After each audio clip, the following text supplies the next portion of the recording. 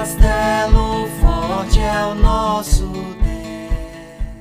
Meus irmãos, antes de começar, eu gostaria de primeiro agradecer amor, carinho, tanto a família do pastor, tão bondosamente nos acolheu, quanto a vários dos irmãos aí trabalhando também. Louvado seja o Senhor pela vida de cada um de vocês. E parabenizar, que belo grupo aqui presente para um sábado à tarde, viu? Louvado seja o nome do Senhor pela disposição e disponibilidade dos irmãos de estarem aqui num sábado à tarde para estudarmos a palavra de Deus. Uma terceira palavra introdutória é uma confissão.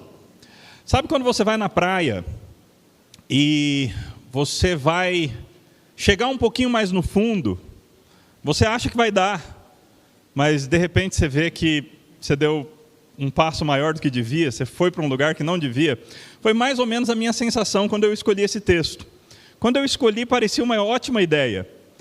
Quando eu comecei a estudar o texto, eu fui vendo que ele era mais profundo do que eu teria condições, tempo de trabalhar. Mas a gente vai trabalhar com ele mesmo assim, desde que os irmãos entendam que ele ainda é um projeto em andamento. Eu ainda estou estudando o texto. Esse texto de Hebreus é um texto muito rico, mas muito rico, mais do que eu pensava antes de começar a preparar esse material. Aí louvado seja Deus por isso, não é? A palavra de Deus é assim, você começa a estudar e ela vai te impressionando, te impactando, como é maravilhosa a palavra do Senhor. Assim, por favor, abra sua Bíblia em Hebreus capítulo 3. Hebreus capítulo 3, e nós faremos a leitura.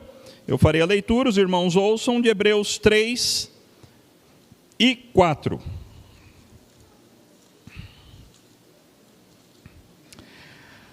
Assim nos diz a palavra do Senhor, Hebreus capítulos 3 e 4.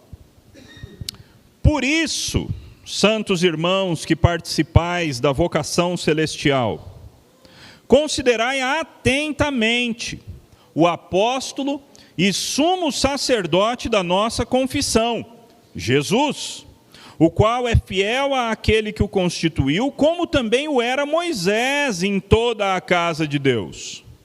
Jesus, todavia, tem sido considerado digno de tanto maior glória do que Moisés, quanto maior honra do que a casa tem aquele que a estabeleceu. Pois toda casa é estabelecida por alguém, mas aquele que estabeleceu todas as coisas é Deus. E Moisés era fiel em toda a casa de Deus como servo, para testemunho das coisas que haviam de ser anunciadas. Cristo, porém, como filho, em sua casa, a qual casa somos nós, se guardarmos firme até o fim a ousadia e a exultação da esperança. Assim, pois, como diz o Espírito Santo, hoje, se ouvirdes a sua voz, não endureçais o vosso coração, como foi na provocação, no dia da tentação no deserto, onde os vossos pais me tentaram, pondo-me à prova, e viram as minhas obras por 40 anos. Por isso me indignei contra essa geração e disse: estes sempre erram no coração. Eles também não conheceram os meus caminhos. Assim, jurei na minha ira, não entrarão no meu descanso. Tende cuidado, irmãos. Jamais aconteça haver em qualquer de vós perverso coração de incredulidade que vos afaste do Deus vivo. Pelo contrário, exortai-vos mutuamente cada dia durante o tempo que se chama hoje, a fim de que nenhum de vós seja endurecido pelo engano do pecado. Porque temos nos tornado participantes de Cristo, se, de fato, guardamos firme até o fim a confiança que desde o princípio tivemos. Enquanto se diz: hoje, se ouvirdes a sua voz, não endureçais o vosso coração, como foi na provocação, ora, quais os que tendo ouvido se rebelaram? Não foram de fato os que saíram do Egito por intermédio de Moisés? E contra quem se indignou por 40 anos? Não foi contra os que pecaram, cujos cadáveres caíram no deserto? E contra quem jurou que não entrariam no seu descanso? senão contra os que foram desobedientes?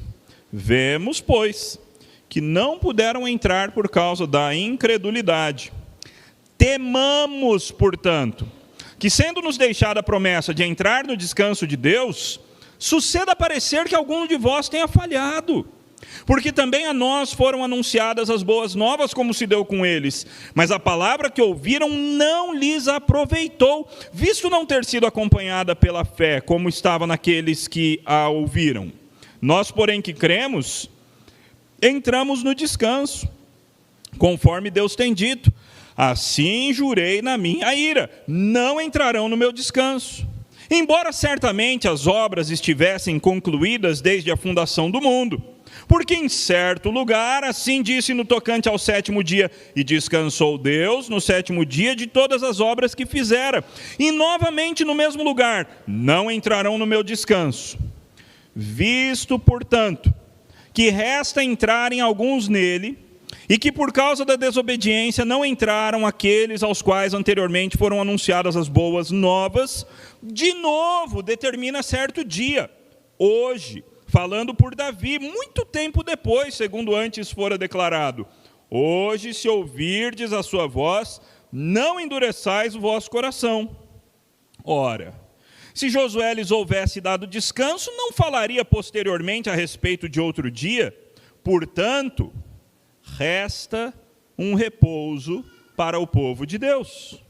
Porque aquele que entrou no descanso de Deus, também ele mesmo descansou das suas obras, como Deus das suas.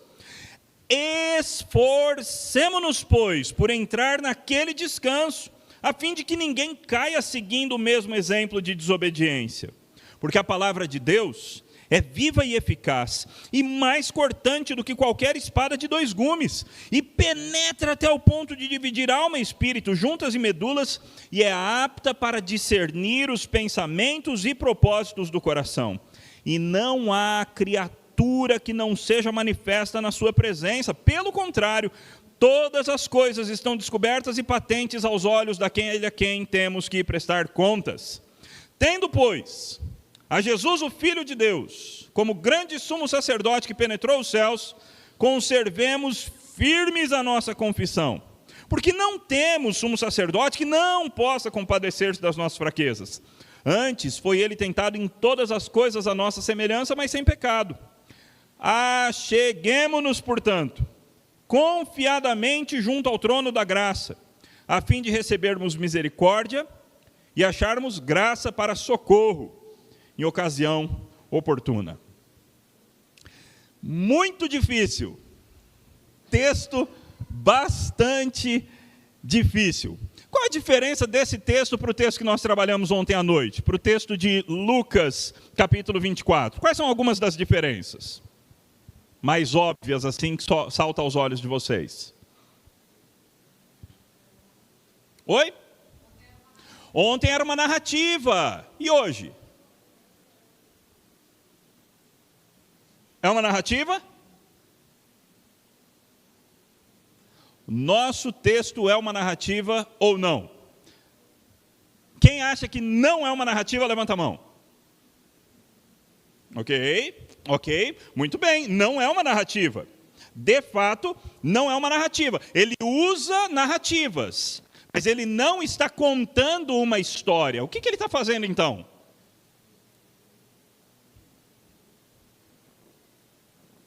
Pode chutar, gente, não tem problema errar, não. O que o autor de Hebreus está fazendo? Oi? Dando uma instrução. Ele está ensinando, instruindo. Veja, eu proponho que existem 3 tipos de livro, 3 tipos de escrito na Bíblia. Só 3 tipos, tá bom? Existem mais, mas dá para a gente juntar todos os gêneros literários da Bíblia, acredito eu, em 3 tipos. Tipo número 1, textos narrativos, como o de ontem, histórias, ok? Aí você tem cenário, você tem personagem, você tem enredo, você tem o ápice da história, você tem um momento de solução, você tem o tempo, você tem características de história, características de narrativa. Segundo tipo de texto que tem na Bíblia, eu chamo de texto estético.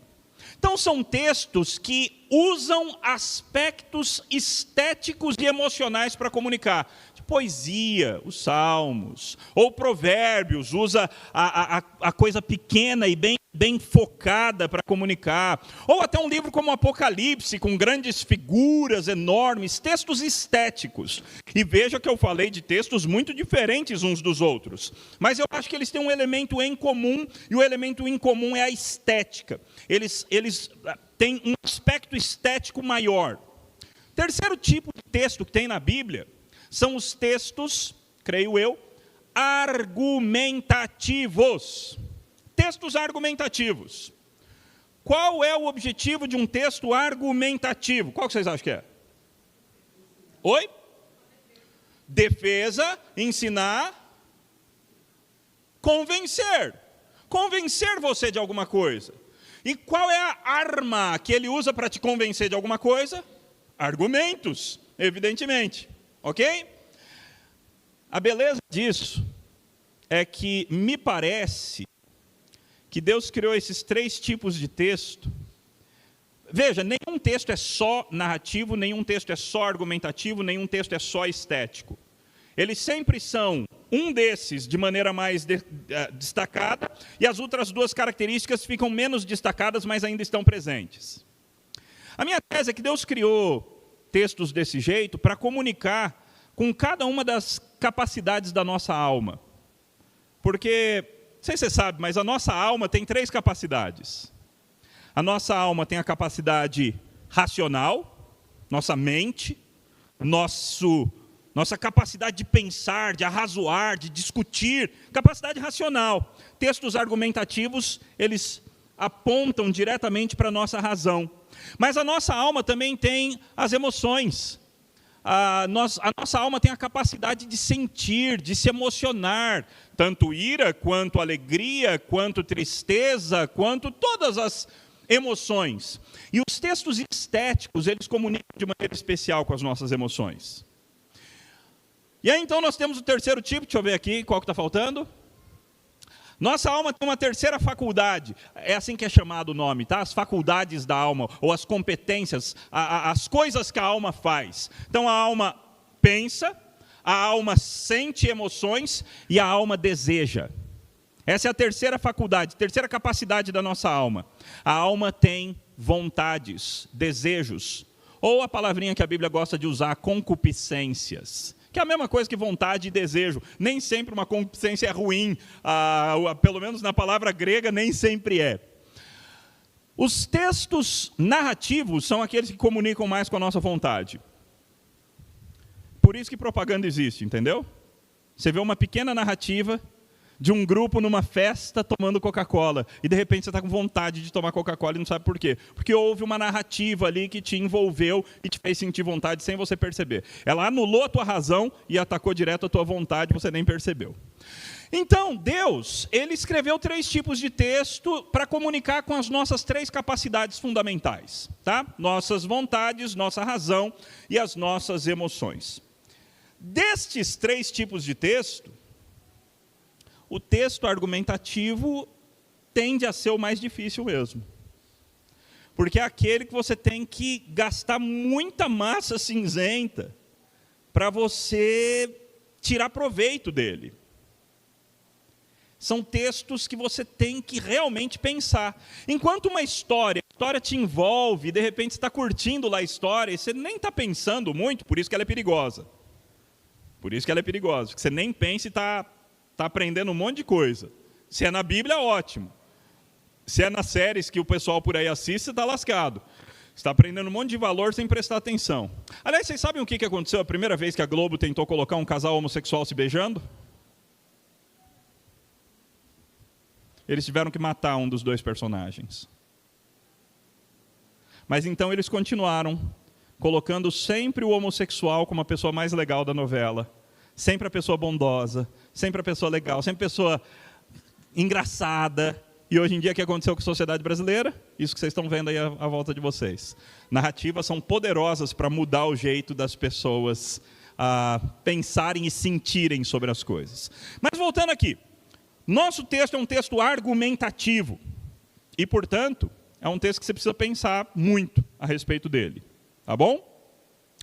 Um dos argumentos que o nosso texto usa é o argumento baseado na autoridade. Argumento, quem estudou lógica aí sabe um pouquinho dessas coisas aí, não é? Então ele cita uma autoridade, no nosso caso a Bíblia, ele cita o Antigo Testamento, e ele então tenta convencer a gente a partir do Antigo Testamento. Quais textos do Antigo Testamento foram citados nesses 2 capítulos? Me ajudem. Êxodo, quando foi citado Êxodo? E por que o irmão está falando que foi citado Êxodo? Quem que falou? Eu não estou... Ok, por que foi citado Êxodo? Opa, 40 anos no deserto. Então não foi bem só Êxodo que ele citou, mas ele está citando Êxodo, Levítico, Números e até Deuteronômio. Certo? Porque esses 40 anos são cobertos... Está gravando não, né? Não está gravando não, né? Atrás.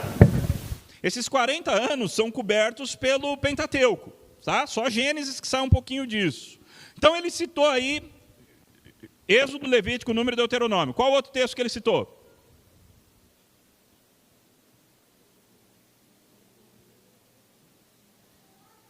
Pode colar, gente. Abre o texto. Vamos lá.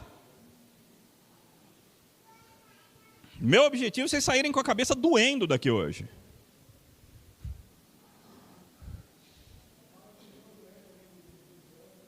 Ele falou de Josué. Exatamente. Então, mais um livro bíblico, o livro de Josué. Falou, se Josué tivesse dado descanso, ele não falaria depois de um outro descanso.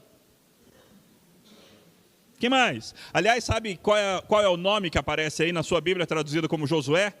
O nome Jesus. É uma das vezes que o nome de Josué é traduzido como Jesus. No grego aparece bem Jesus, do jeito que se escreve Jesus mesmo. Que mais? Qual outro texto?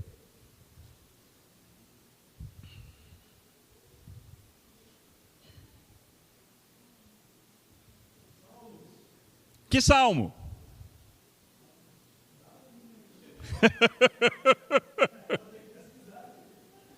Gente, lembra que a Bíblia de vocês, pelo menos várias delas, tem nota de rodapé.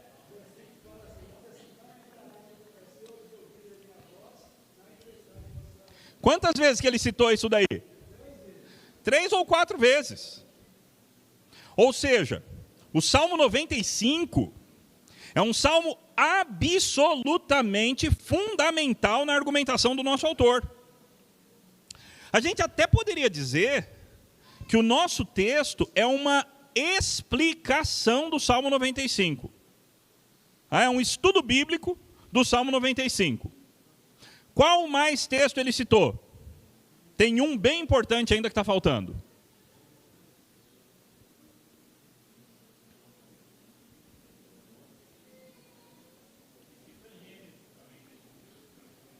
Deus descansou no 7º dia, Gênesis 2:2. Então nós temos Gênesis, Êxodo, Levítico, Número, Deuteronômio, Josué e Salmos. Olha que coisa legal. E por que o autor está citando tudo isso? Porque ele acredita que a Bíblia é um livro inspirado por Deus. Então ele está ensinando a Bíblia para o pessoal para quem ele está escrevendo, para os judeus da sua própria época. Ok? Quais são algumas das palavras que mais apareceram no texto? Vamos facilitar. Versículos 1 a 6. Qual é a palavra que destaca?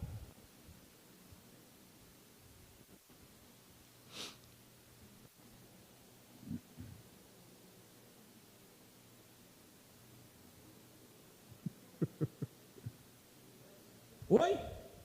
Moisés, ok. Qual outra? Casa. Versículos 1 a 6, a palavra casa aparece muitas vezes. Ela é central para o argumento do autor nos versículos 1 a 6. Argumento esse que é bem diferente dos versículos 7 em diante, ok? Ele faz um cavalo de pau bem forte ali, ele muda o assunto de maneira bem forte do 6 para o 7. Aí, do 7 em diante, quais são algumas das palavras que chamam a atenção bastante? Oi? Hoje. Hoje. Outra palavrinha. Se. Palavra se. Essa condição. O se é muito importante. Qual mais? Irmã, deixa eu te explicar uma coisa, eu sou surdo. Então a irmã precisa gritar para me ajudar. Não endureçais vosso coração, certamente é fundamental. Está faltando umazinha. Ouvir.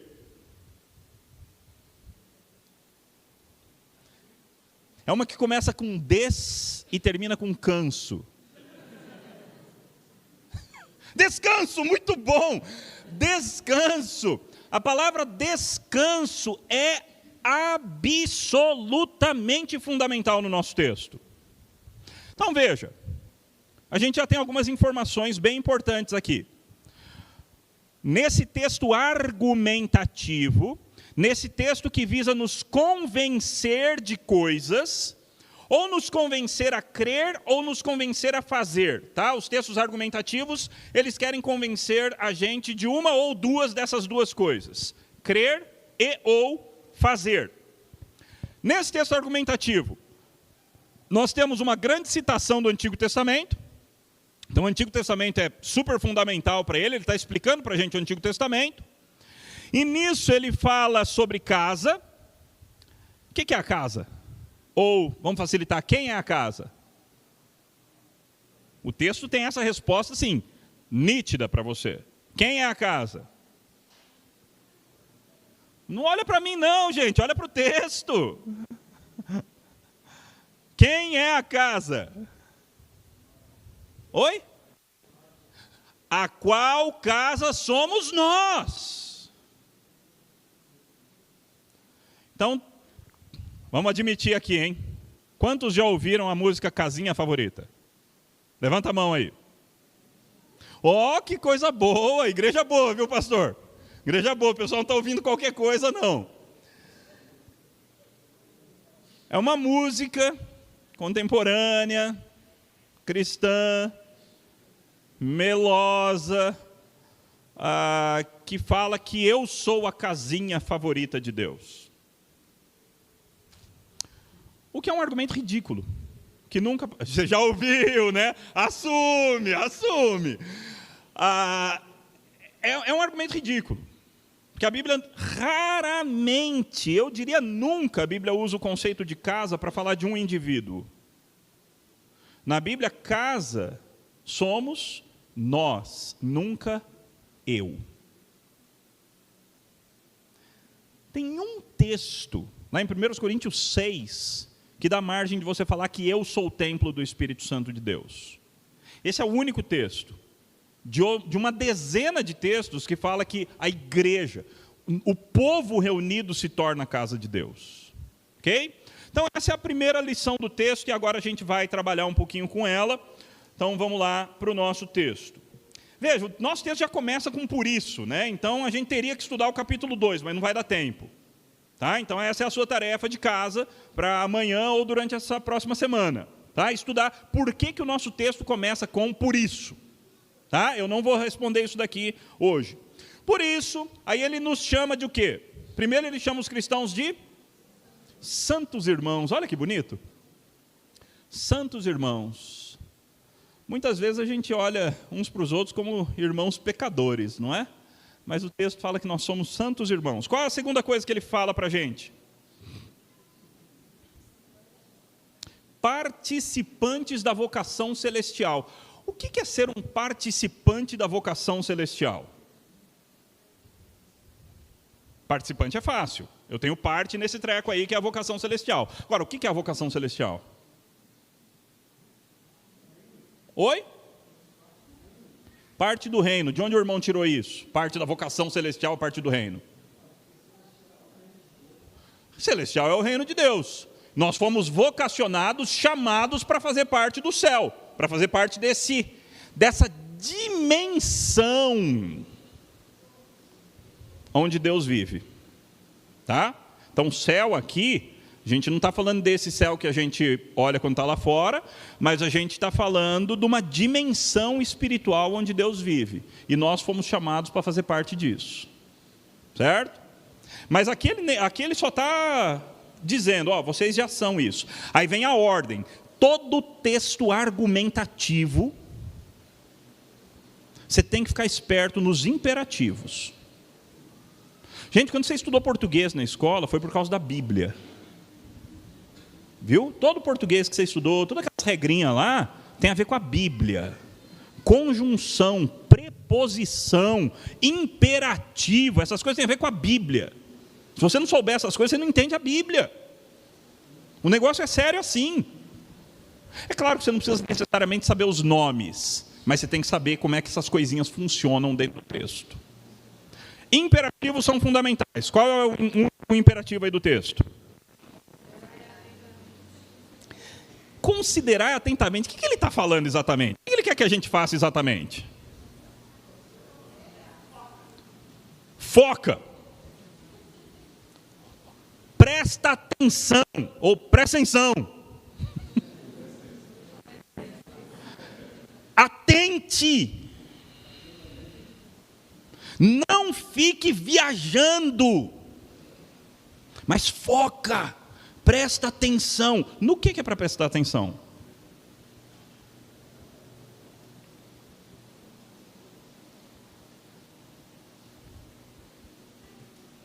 Ou em quem? Em Jesus. Foca em Jesus.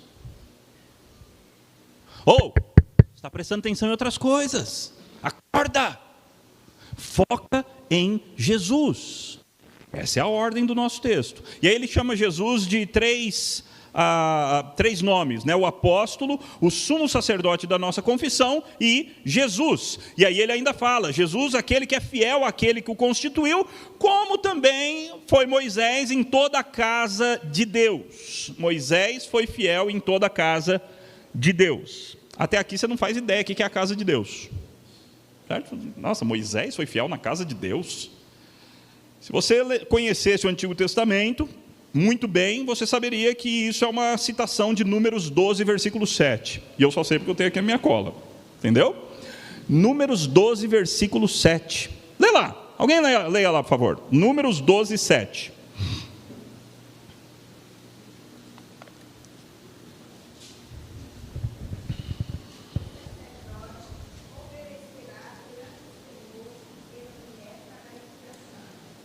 Números 12, 7?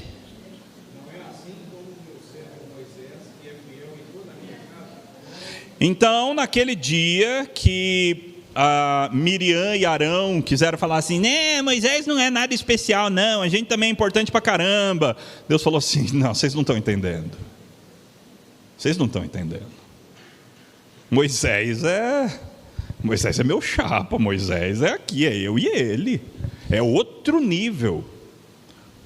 Com outros profetas eu mando sonho, mando uma palavra. Moisés, eu chego do lado dele, eu olho na cara dele, eu converso com ele assim, tete a tete. Não fala de Moisés. E para você ficar esperta, você vai ficar leprosa. Então, era outra coisa. Esse é Moisés. Esse homem que fala com Deus face a face. Ok? E aí o texto diz, Moisés foi fiel em toda a casa de Deus. Moisés é um herói. Moisés é assim. Moisés é o cara. Pense em alguém importante, é Moisés. Para o judeu, você tem pouquíssimas pessoas mais importantes que Moisés. Provavelmente ninguém. Acho que nem Abraão, nessa época que o texto foi escrito, era tão importante quanto Moisés. Moisés era central, era o cara. E Moisés foi fiel na casa de Deus. No entanto, agora vem um argumento. No entanto implica em quê? No entanto, entretanto, todavia, porém. O que é isso? O que é? Um contraponto, uma adversativa. Então Moisés foi fiel na casa de Deus, mas... Opa! que ele vai falar? Ele vai falar alguma coisa contra Moisés? No entanto, assim como quem constrói uma casa, é isso que está no texto, tá? Assim como quem constrói uma casa tem maior honra que a casa em si, então veja, o que é mais importante, a casa ou o pedreiro? A gente é tão tolo que às vezes a gente fica com dúvida. Na época da Bíblia eles não tinham dúvida. Tá? Na época da Bíblia eles não teriam uma mínima dúvida. O que é mais importante? A casa ou a pessoa que construiu? É lógico que é a pessoa que construiu. Esse é o argumento que ele está usando aqui, mas na nossa época isso já não é mais óbvio, porque as pessoas se importam mais com coisas do que com pessoas. Assim como o pedreiro é mais importante do que a casa, do mesmo jeito, Jesus é digno de maior glória do que Moisés. O que está implícito aqui? Quem é a casa e quem que é o pedreiro? Quem é a casa e quem é o pedreiro? Moisés é a casa e Jesus é o pedreiro. E assim como o pedreiro é mais importante do que a casa, Jesus é mais importante do que Moisés, porque Moisés é parte da casa. Aí ele continua: pois toda casa é construída por alguém, mas aquele que construiu todas as coisas é Deus. Aqui existe uma grande discussão a respeito desse texto específico, se ele está chamando Jesus de Deus, de maneira assim muito declarada, e é possível que esteja, mas existem outras interpretações possíveis. Mas o foco aqui nosso é: e Moisés foi fiel em toda a casa de Deus como um servo. A palavra aqui não é escravo, a palavra aqui é servo mesmo, ok? Moisés foi fiel como um servo para testemunho das coisas que haviam de ser anunciadas. Cristo, porém, como filho, é fiel na sua casa. E essa casa somos nós. Nós somos a casa de Deus, construída por Jesus, da qual Moisés é parte. A gente e Moisés, num certo sentido, a gente está no mesmo nível como parte da casa. E Jesus é o pedreiro. Jesus é o construtor dessa casa. Só que tudo isso é um pequeno argumento que não tem a ver com o assunto principal do nosso autor. O assunto principal dele vem agora. E ele introduz com se. Eu e você somos casa de Deus, se o quê, meu irmão? Se guardar firme o quê?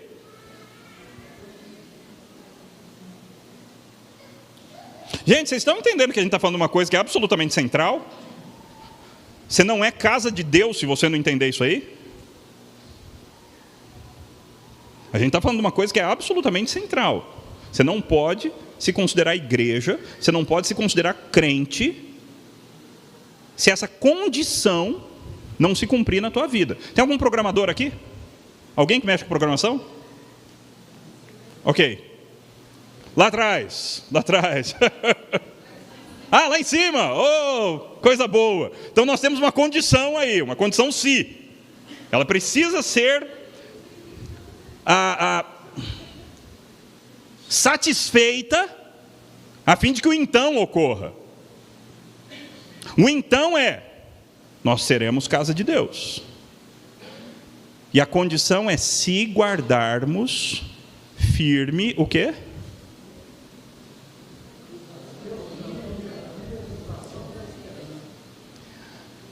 A ousadia? Aí complicou. Você já tinha ouvido que você precisa ser ousado para ser crente? Senão você não é crente? Essa é a condição que a Bíblia está dizendo. Se você não é ousado, você não é crente. Se você não guardar a ousadia, você não é crente. Qual é a segunda coisa que você tem que guardar? Que você tem que segurar firme? O que é exultação? O que é exultação, gente? Alegria. Você já tinha ouvido que você precisa ser alegre, senão você não é crente? Complicou. Você só pode ser considerado casa de Deus se você guardar firme, até o fim, a ousadia e a exultação. Senão você não é casa de Deus. Acho que eu passei aqui para isso. Ousadia e exultação tem uma qualificação aí a mais, não tem?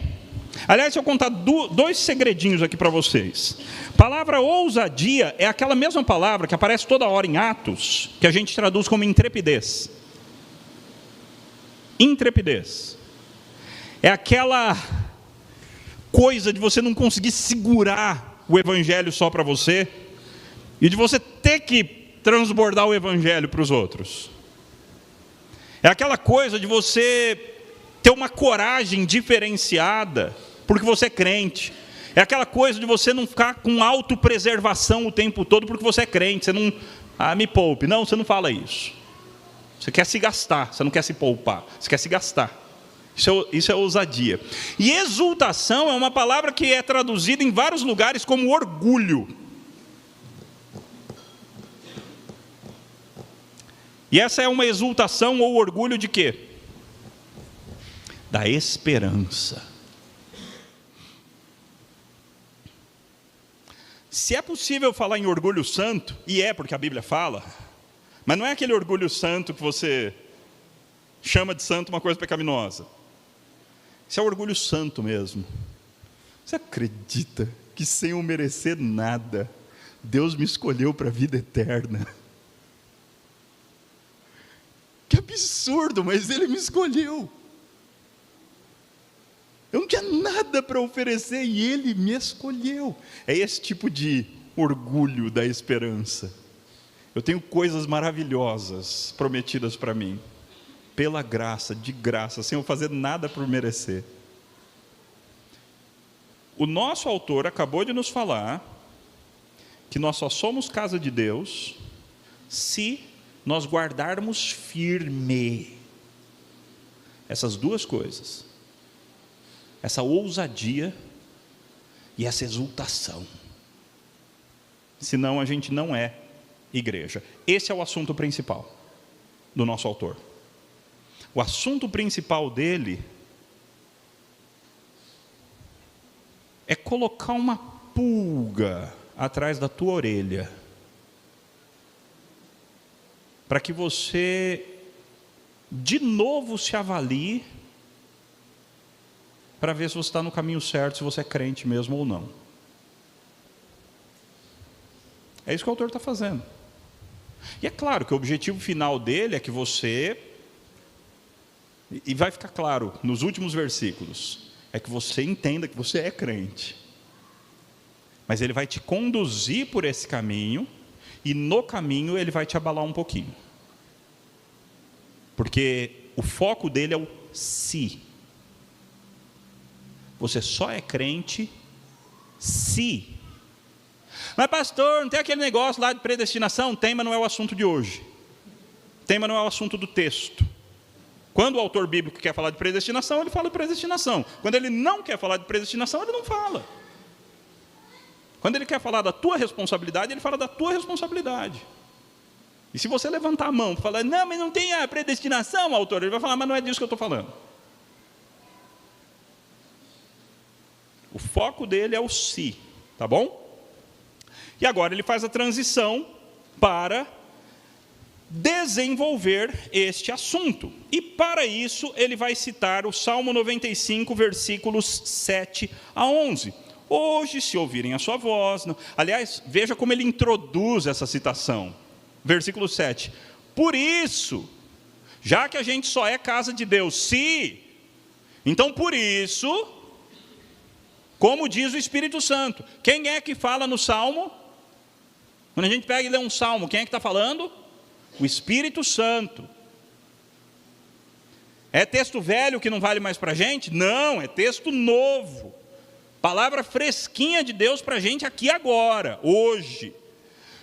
Como diz o Espírito Santo, hoje se ouvirem a sua voz, não endureça o coração. como foi na rebelião, no dia da tentação, no deserto, onde os pais provaram. Então agora ele cita um texto que cita outro texto.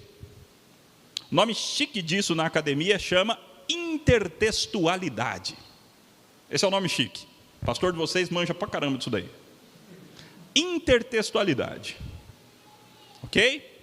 Então o nosso autor, escrevendo em torno de, 65 antes de Cristo, embora exista divergência com relação a essas datas, o nosso autor cita Davi escrevendo o Salmo 95. Davi, a gente está falando de 900 e qualquer coisa antes de Cristo.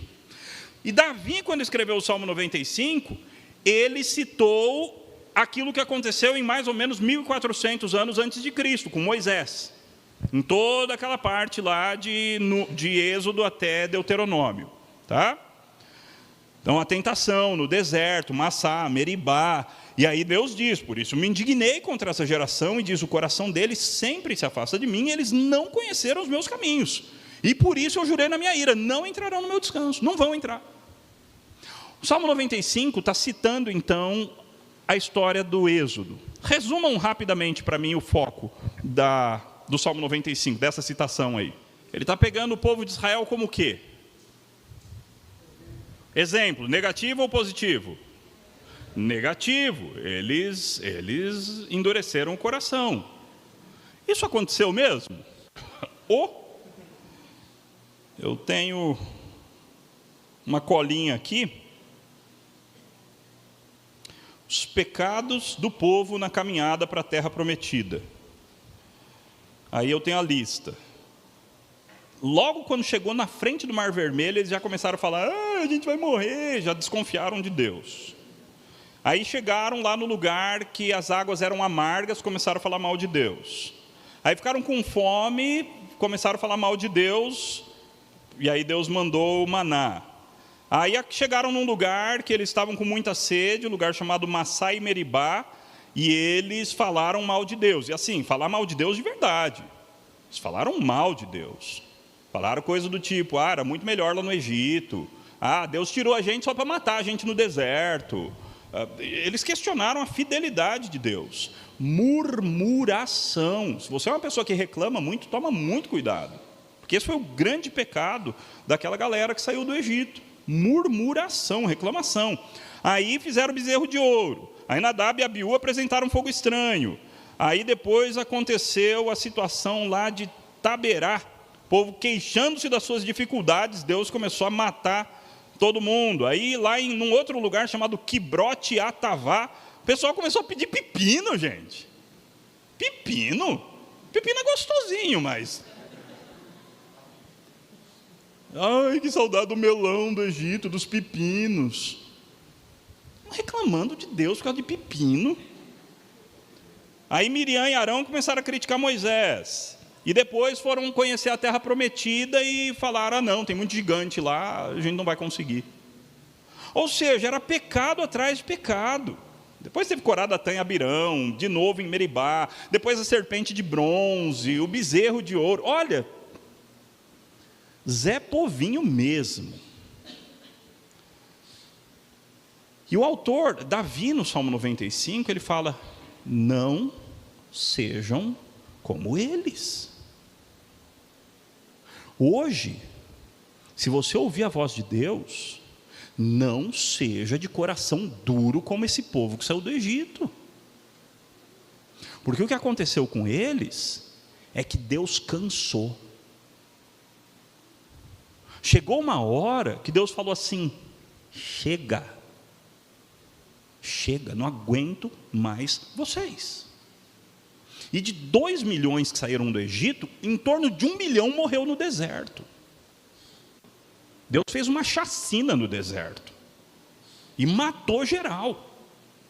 Matou mesmo. Por causa de reclamação. Você acha que reclamação é tranquilo, né? Na lista de pecados, reclamação é um dos que pode, não é? Reclamação não é tão grave assim. Reclamação é incredulidade. Reclamação é questionar a fidelidade de Deus. Reclamação é ingratidão com as bênçãos que Deus tem derramado na tua vida. Ingratidão é sério, é grave. Reclamação é grave contra o Senhor. E aí então, Davi, no Salmo 95, ele fala assim, fique esperto, não seja como esse pessoal que saiu do Egito. Porque no final das contas eles ficaram lá, rodando um tempão, por 40 anos, eles viram as obras de Deus por 40 anos, e de repente Deus falou, Deus se indignou e disse, o coração deles sempre se afasta de mim, eles não conhecem o caminho, e Deus jurou na sua ira, não entrarão no meu descanso. Quando a gente fica irado, às vezes a gente faz umas promessas, não é? Só que as nossas promessas, como a nossa ira normalmente é pecaminosa, então as coisas que a gente promete na nossa ira, elas também são pecaminosas. E graças a Deus a gente não mantém a nossa palavra. Porque seria um problema terrível se a gente mantivesse a nossa palavra dita no momento da ira pecaminosa. O problema é que Deus não tem ira pecaminosa. Então, se Deus decidir alguma coisa no meio da sua ira, lascou. Porque Deus não vai voltar atrás. E num momento de ira, depois de muito pecado desse povo, depois de muita graça, depois de muito perdão, depois de muita restauração, chegou uma hora que Deus falou, acabou para você. Vocês não vão entrar. Os filhos de vocês vão, vocês não vão. E aí eles ficaram andando em círculo no deserto para dar tempo de todo aquele povo morrer. Então o nosso autor citou o Salmo 95. Rapaz, já está tarde, né? Mas vamos lá, só mais um pouquinho. Olha como o nosso autor aplica o Salmo que ele citou, versículo 12. Tenham cuidado, irmãos. Veja como o foco dele é esse, é o si. Fique esperto, tenham cuidado, para que nenhum de vocês tenha um coração perverso, mau e descrente, que se afaste do Deus vivo. Pelo contrário, qual é a solução para que nós não tenhamos um coração mau e descrente, que nos afaste do Deus vivo? Oi? Exortação mútua. Sabe o desigrejado que fazem, eu não preciso de igreja. Pois é. Uma hora o coração vai ficar mau e descrente, e você não vai ter a exortação dos seus irmãos em Cristo Jesus para tirar a tua tolice. A igreja é fundamental. A gente precisa de exortação, aconselhamento mútuo. Aconselhar e animem uns aos outros todos os dias durante o tempo que se chama hoje, a fim de que nenhum de vocês seja endurecido pelo engano do pecado. Porque a nossa tendência natural é ser endurecido pelo engano do pecado. Para isso a gente precisa de igreja. Para isso a gente precisa dos irmãos, para isso a gente precisa da comunhão, para isso a gente precisa da pregação da palavra, para que o nosso coração não seja endurecido pelo engano do pecado. Porque nós nos temos tornado participantes de Cristo, participante de Cristo. Nós comungamos com Cristo, nós temos koinonia com Cristo, comunhão com Cristo. Qual é a palavrinha que vem logo em seguida? Se você tiver sido predestinado na eternidade. Também, mas ele não está nem aí com isso agora. O foco dele agora é a responsabilidade do crente. E eu amo a Bíblia por isso. Porque o autor bíblico, ele nunca fica com medo. Mas se eu falar isso, eles vão pensar aquilo. O autor bíblico não tem medo dessas coisas. Eles vão achar que eu não acredito em predestinação. O autor bíblico não fica com essas preocupações. Ele ensina o que tem que ensinar, do jeito que tem que ensinar. E você que depois se vire para entender o resto da Bíblia. E para pôr as coisas juntas. Então nós somos participantes de Cristo, se e somente se o quê?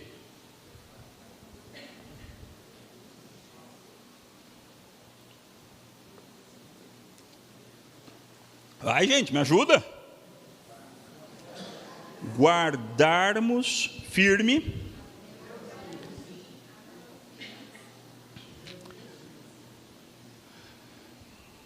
perseverança dos santos.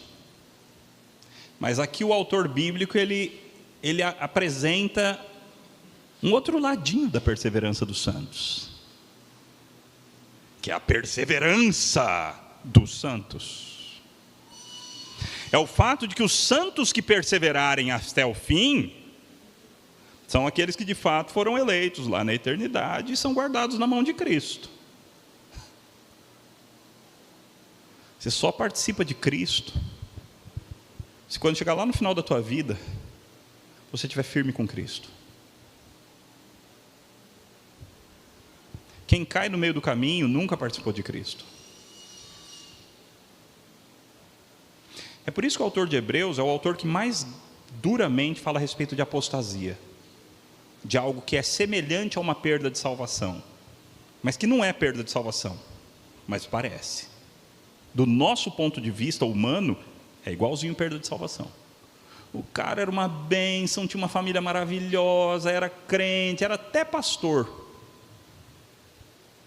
Hoje em dia virou a cabeça, não acredita mais, é ateu e gay. Tem disso. E parecia que era crente mesmo antes. Antes parecia que era crente, mas nunca foi. Nunca participou de Cristo, porque nós só participamos de Cristo se guardarmos firme até o fim. O quê? A confiança, o compromisso que desde o princípio tivemos. Essa parte eu vou passar um pouco mais rápido, porque agora ele vai explicar aquilo que a gente já falou. Ele vai explicar o Salmo 95, né? Como se diz, hoje se ouvirem a sua voz, não endureça o coração, como foi na rebelião, citou o Salmo de novo. E quem foram os que ouviram e mesmo assim se rebelaram? Não foram todos os que saíram do Egito por meio de Moisés? E contra quem Deus se indignou durante 40 anos? Não foi contra os que pecaram, cujos cadáveres caíram no deserto? E a quem jurou que não entrariam no seu descanso, senão aos que foram desobedientes? Assim, um assim é fundamental num texto argumentativo. Por quê? Por que assim é fundamental num texto argumentativo? Oi? Está mudando, quem mais? Conclusão. Ele falou, e de repente ele solta um assim, logo, portanto, então. Você fala, então o quê? Isso é a conclusão dele. Ele me conduziu até aqui para chegar nesse assim. Assim,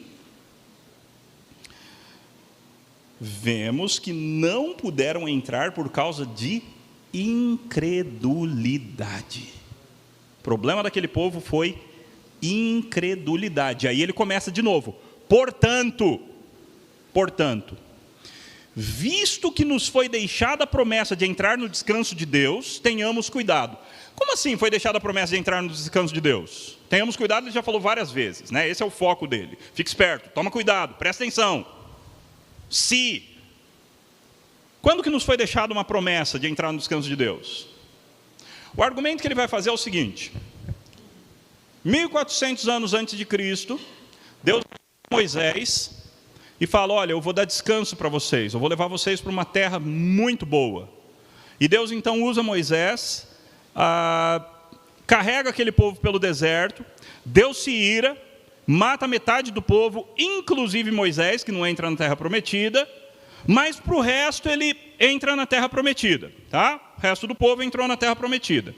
Aí quando Davi escreve, 500 anos depois, Davi fala, hoje, se Deus falar com você, não endurece seu coração. Porque Deus fala que você não vai entrar no descanso de Deus, assim como eles não entraram. Então, assim, calma aí, o descanso não era a terra prometida? A grande resposta do nosso texto é, não, claro que não. A terra prometida é só um pequeno descanso, não é o destino final. Terra prometida é uma parada de estrada. O reino celestial, a comunhão eterna com Deus, o novo céu e nova terra onde habita a justiça, a união de céu e terra que a gente vê lá em Apocalipse, com a nova Jerusalém descendo aqui para a terra, e isso é o nosso destino final. Que o nosso texto chama de descanso, o tempo todo. Essa é a palavra que o nosso autor escolheu para isso. Descanso. E Deus sabe o quanto que a gente precisa de um descanso, não é? Quanto a gente precisa de um descanso? Porque de vez em quando a terra cansa. De vez em quando o nosso próprio pecado cansa. De vez em quando o pecado dos outros cansa. De vez em quando a corrupção do país cansa. De vez em quando a sujeira da cidade cansa. De vez em quando as notícias absurdas da televisão cansam. Cansa. E Deus promete um descanso. Existe ainda um descanso para o povo de Deus. E é isso que ele vai argumentar. Até o versículo 9. Alguém leia o versículo 9. Que é a conclusão dele. Como é que eu sei que é a conclusão dele? Portanto, lógico. Ele começa com portanto, então é a conclusão dele. Qual que é a conclusão dele? Resta um repouso para o povo de Deus. A terra prometida não era o descanso. E qual que é esse repouso? É um repouso no qual Deus entrou no 7º dia. Então Deus passou 6 dias criando, certo? Criou todas as coisas em 6 dias. Chegou no 7º dia, Deus descansou. Descansou como Criador, não como Deus providente. Descansou de toda a obra que como Criador fizera. Deus descansou. Nosso autor está dizendo que é esse descanso que a gente vai entrar. Nesse mesmo descanso que Deus curtiu no 7º dia da criação, e Deus ainda curte esse descanso, nós vamos compartilhar desse descanso com Deus.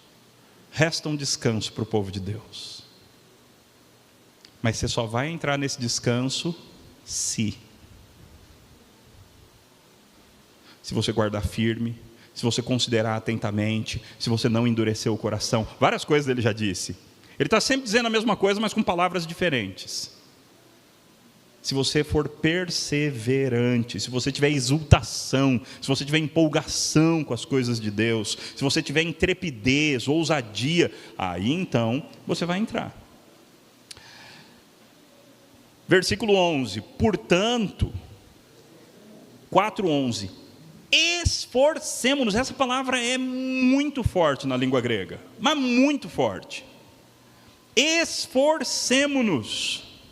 Lembra que a porta que leva para a salvação, ela é estreita.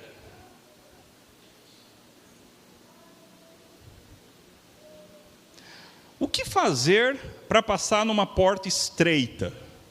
Depende de quão estreita ela for.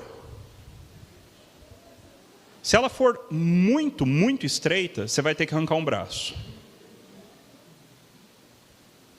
Se ela for muito, muito estreita, talvez você vai ter que quebrar o osso do teu crânio.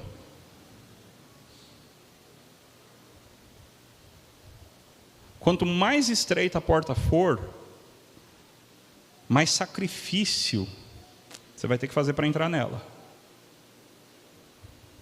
E a porta do reino é estreita. Por isso, para conseguir entrar, você precisa de esforço. Por isso que Jesus, certa feita, disse: antes de decidir me seguir, vê se vale a pena. Não faça como um rei que vai guerrear com outro rei e não vê o tamanho do seu próprio exército. Vê o tamanho do custo. Não faça como uma pessoa que começa a construir uma torre e não viu que não tinha dinheiro para acabar, e aí a construção parou no meio e aí ficou aquela vergonha pública. Vê se vale a pena. Porque ser crente é difícil. Envolve esforço. Mas pastor, não é pela graça. É. Mas o foco do nosso autor é no esforço. Ele não está querendo falar sobre a graça, por enquanto. Aliás, você só consegue esforçar por causa da graça. Tá bom? A coisa que te habilita a conseguir se esforçar e tirar o braço para entrar na porta estreita é a graça. Porque você sozinho não tem a mínima condição de conseguir fazer isso. Então, esforcemo-nos por entrar naquele descanso, a fim de que ninguém caia segundo aquele exemplo de desobediência. Aí vem o texto conhecido, porque a palavra de Deus é viva e eficaz, mais cortante do que uma espada de 2 gumes, penetra até o ponto de dividir alma e espírito, juntas e medulas. Veja, a palavra de Deus é viva e eficaz. Isso é metáfora ou isso é fato? Fato. A palavra de Deus é viva e eficaz. Isso é fato. Ela é mais cortante do que uma espada de 2 gumes. Isso é metáfora ou é fato? Metáfora. Você não vai tentar pegar a Bíblia para cortar tomate. A Bíblia não é mais cortante que uma espada de 2 gumes. Ela penetra até o ponto de dividir alma e espírito juntas medulas. Metáfora ou fato? Metáfora.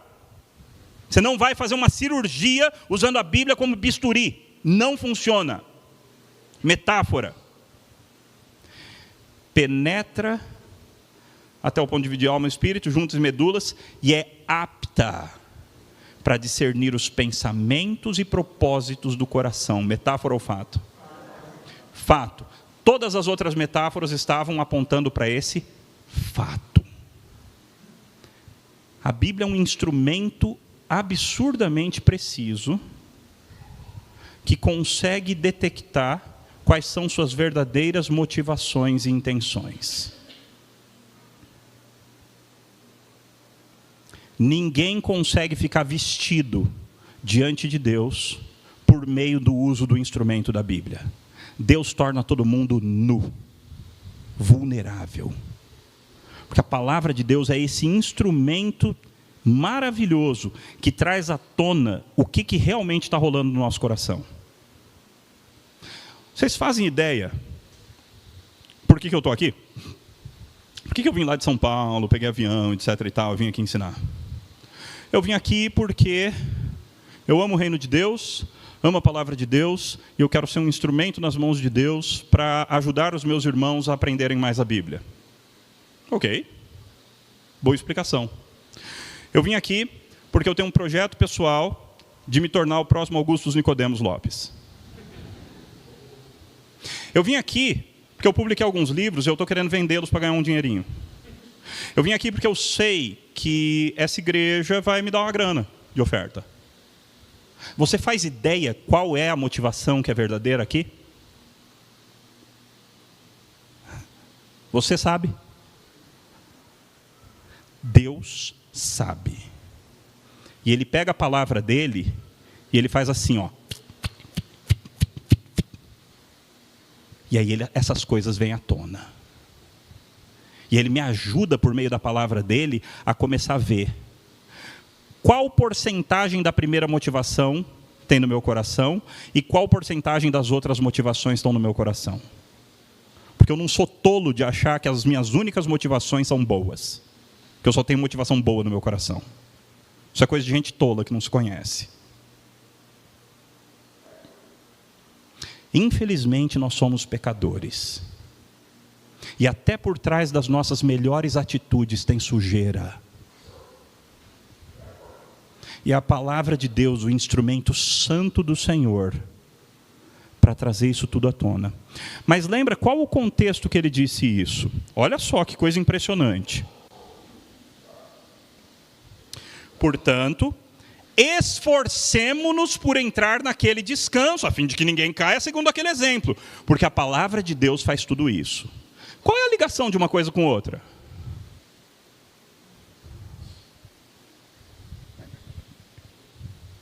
Porque o nosso texto começou com porquê, né? Porque a palavra de Deus é tudo isso, então esforcemo-nos. Qual é a ligação de uma coisa com outra?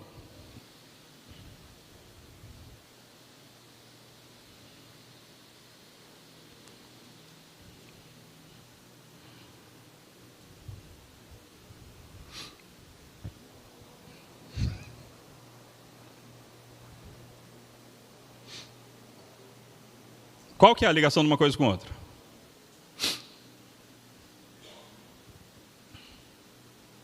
Ligação é a seguinte.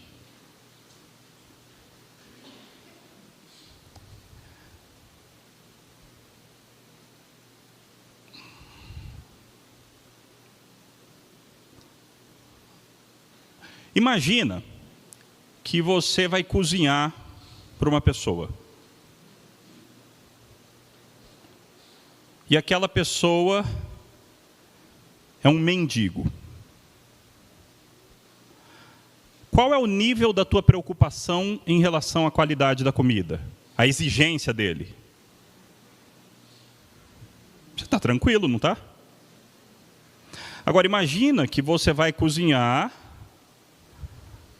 para a tua sogra, que é uma boa cozinheira.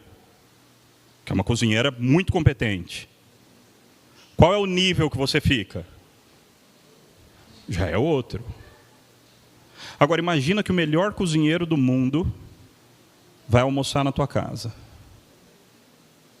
Qual é o nível de exigência?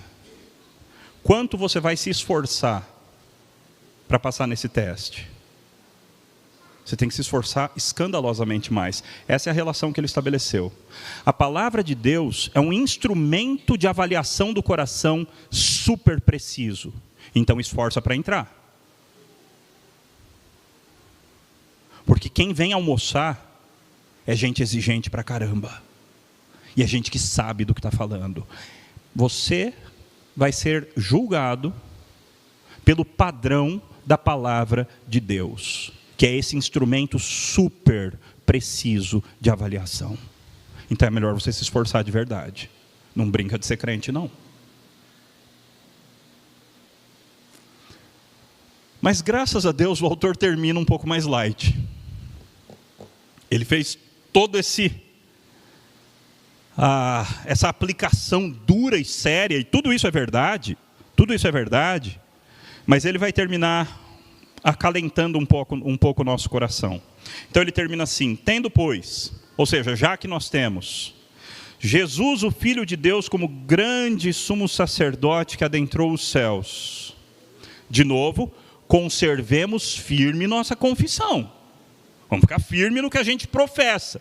Nossa profissão de fé tem que ser firme. Aí vem uma construção curiosa, né? Porque nós não temos sumo sacerdote que não possa compadecer-se das nossas fraquezas. Eu quero os mais jovens respondendo agora, ok? Quando você tem um menos e um menos na matemática, o que acontece? Vira mais, certo? Menos e menos vira mais. Então, se você vai somar menos 7 com menos 8, menos 7, menos 8, você soma os dois e fica menos 15. Certo? Menos e menos fica mais. Essa mesma regra, num certo sentido, se aplica ao texto. Quando um texto tem duas negativas, o que você pode fazer? Anula a primeira, anula a segunda.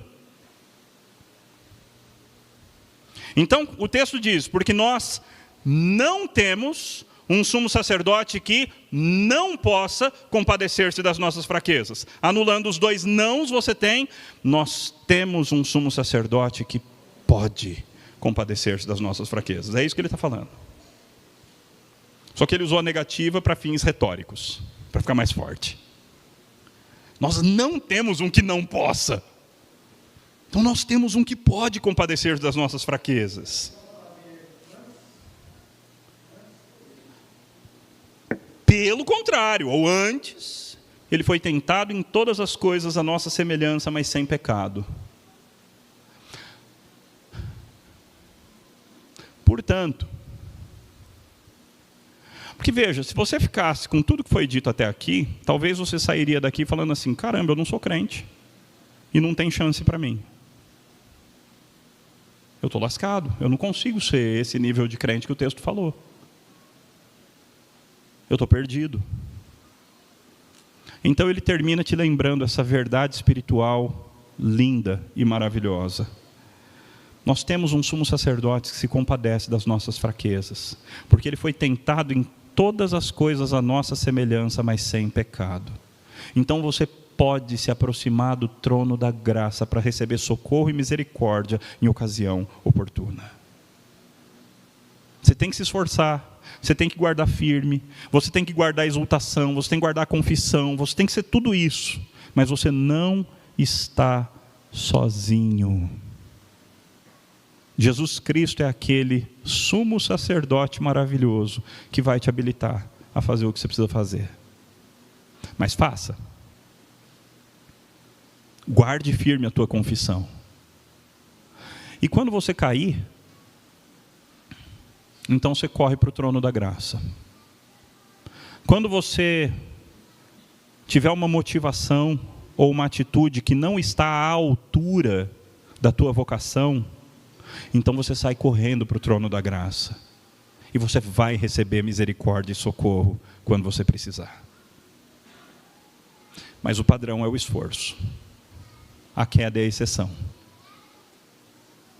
Então o autor de Hebreus começou falando para a gente, nós somos casa. Nós somos casa de Deus. Mas nós só somos casa se. E aí esse se é completado com várias coisas ao longo do texto. Se guardarmos firme, se conservarmos firme, se tivermos exultação, se tivermos ousadia, se ficarmos firmes até o fim e não cairmos no meio do caminho, se não endurecermos o coração, se não cairmos nesse processo, nós só somos casa de Deus se tudo isso daí. E o instrumento de avaliação é um instrumento super preciso que é a palavra de Deus. Não dá para enganar. Nenhuma criatura fica oculta diante de Deus. Todas as coisas ficam expostas na sua presença por causa da palavra. Mas lembra que nesse processo você tem um grande sumo sacerdote. Então quando você cair, não se desespere. Corra para o trono da graça. E aí você vai receber graça para levantar e continuar se esforçando duramente nos próximos dias. Vamos orar. Santo Deus, a tua palavra é muito rica. Ela é muito preciosa, muito precisa. Ela é muito abençoadora. Ela realmente é lâmpada para os nossos pés, luz para o nosso caminho.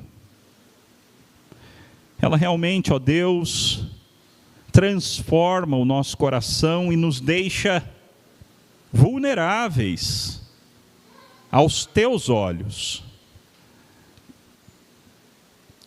Senhor, faz a tua obra em nós. Que nenhum de nós caia pelo caminho, como aconteceu com a geração que saiu lá do Êxodo, onde tantos ficaram mortos no deserto. Pai, que o mesmo não aconteça conosco, mas que a gente fique firme, guarde firme até o fim, que a gente vença as tentações que o mundo, a carne e o diabo colocam diante de nós, que a gente purifique as nossas motivações. Ó Deus, ajuda-nos a ficarmos firmes.